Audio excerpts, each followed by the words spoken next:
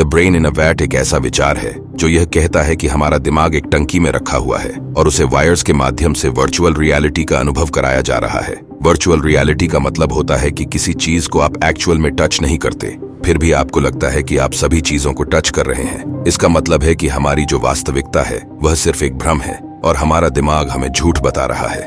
इसको समझने के लिए मान लो कि आप रात को सो गए और आपको एक सपना आया जिसमें आप किसी चीज को छू रहे हो या किसी से झगड़ा कर रहे हो। अब इसमें आप वर्चुअल रियलिटी का अनुभव कर रहे हैं। सपने में आपको तो ये पता ही नहीं होता कि ये दुनिया वास्तविक नहीं है, बल्कि दिमाग के जरिए इसे क्रिएट किया गया है।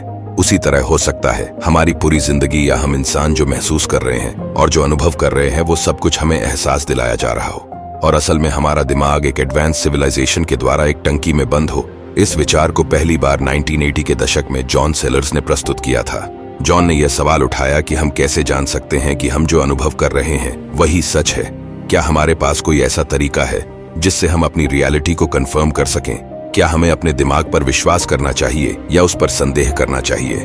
उन्होंने इस कॉन्सेप्ट को थियोरेटिकली बताया था कि हमारा दिमाग हमारी रियलिटी को बनाने और समझने के लिए कैसे काम करता है। हमारा दिमाग हमारे इंद्रियों से आने वाली जानकारी को एकत्रित करता है और उसे एक सिग्निफिकेंट तरीके से प्रेजेंट करता है। आपका दिमाग आपको वो दिखाता है जो आप देखना चाहते हैं, न कि वो जो वास्तव में है। इसे कॉग्निटिव बायस कहते हैं। कॉग्निटिव बायस यानी एक मानसिक पक्षपात, जब हमारा दिमाग हमारी सोच, निर्णय और याददाश्त पर असर डालता है। इसके कारण हम वास्तविकता को विकृत रूप से देखते हैं और अपने विचार और विश्वास को बदलने से कतराते हैं।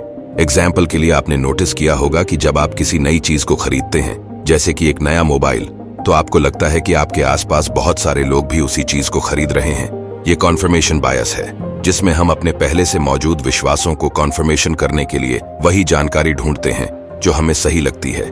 एक और उदाहरण है कि जब आप किसी लॉटरी में भाग लेते हैं तो आपको लगता है कि आपके जीतने की संभावना बहुत ज्यादा है, हालांकि वास्तव में ऐसा नहीं होता। ये एक ऑप्टिमिज्म बायस होता है, जिसमें हम अपने भविष्य के बारे में अधिक सकारात्मक अनुमान लगाते हैं और नकारात्मक परिणामों को अनदेखा करते हैं। इस कॉन्सेप्ट को साइंटिफिक वे में देखें तो पता चलता है कि हमारी रियलिटी को कैसे डिफाइन किया जा सकता है। क्या हमारी रियलिटी कोई वास्तविक और स्थिर चीज है या वह केवल हमारे दिमाग की रचना है? क्या हमारी रियलिटी को किसी वैज्ञानिक सिद्धांत या प्रमाण से साबित किया जा सकता है या वह किसी अन्य संभावना से कम या ज्यादा ऑथेंटिक नहीं है? इन सवालों के जवाब आपको खुद ही ढूंढने होंगे, लेकिन मैं आपको इस कॉन्सेप्ट का एक उदाहरण देता हूँ जो आपको इसे समझने में मदद करेगा। आपने शायद फिल्म मैट्रिक्स देखी होगी, जिसमें हीरो को पता चलता है कि वह एक वर्चुअल रियलिटी में जी रहा है जिसे मैट्रिक्स कहा जाता है। हीरो का दोस्त उसे मैट्रिक्स से बाहर निकलने में मदद करता है। तब हीरो को पता चल जाता है कि अब तक वो मैट्रिक्स में ही जी रहा था और वास्तविक दुनिया एक भयानक जगह है जो मशीनों द्वारा नियंत्रित की जाती है। मैट्रिक्स फिल्म की कहानी brain in a vat concept का एक अच्छा उदाहरण है। तो क्या हम सभी ब्रेन इन ए वैट हैं? यह एक सवाल है जिसका कोई निश्चित जवाब नहीं है। ये एक ऐसा सवाल है जिसे हम सभी खुद से पूछते हैं। यदि हम वास्तव में ब्रेन इन ए वैट हैं, तो इसका मतलब है कि हमारी दुनिया और हमारी पूरी जिंदगी एक भ्रम है। यहाँ पर एक बात तो निश्चित ही समझ में आती है कि हमसे ऊपर भी एक अदृश्य शक्ति है जो ब्रह्मांड को कंट्रोल कर रही है और हम इंसान उसी शक्ति के द्वारा बनाए गए एआई चैटबॉट है, जैसे कि चैट जीपीटी। बस फर्क इतना है कि हम में फीलिंग्स है और चैट जीपीटी में कोई फीलिंग्स नहीं।